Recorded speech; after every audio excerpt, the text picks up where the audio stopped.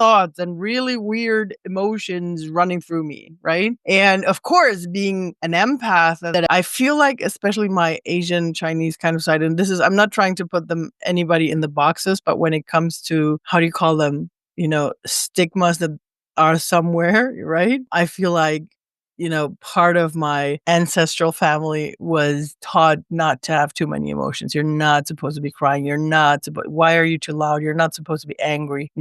One thing, is that part. So it's like we have been taught to deny our own emotions.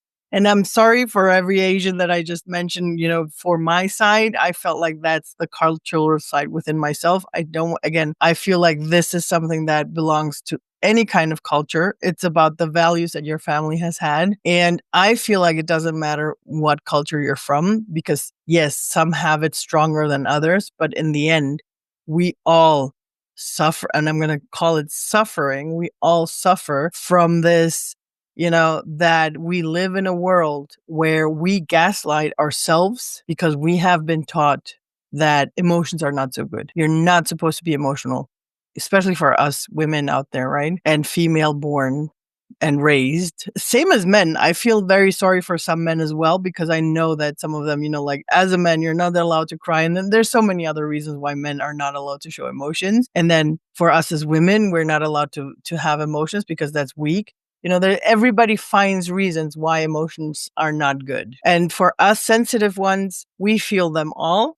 We feel them from anybody. We feel our own. We feel everything. And that's when we go into a huge overwhelm. And that's why I want to talk about today about the importance of allowing ourselves to feel the feels, to feel the feelings, to feel the emotions. Because, from everything that I've learned throughout my whole life, I feel that whenever we were not allowed to feel a feeling, either because we didn't allow ourselves or because someone else didn't allow us, it becomes part of our package. Sort of, we start carrying it like stones in our backpack. Another stone. Oh, don't be angry about this. Okay, another stone. Oh, I started my spiritual journey when I was 18 years old. And I remember, the first couple of things that people were telling me, I'm not allowed to have all those feelings. Okay, another thing. You're not allowed to be angry because everything has to be love and light. If you want to be that, you have to be peaceful and love and light. Okay.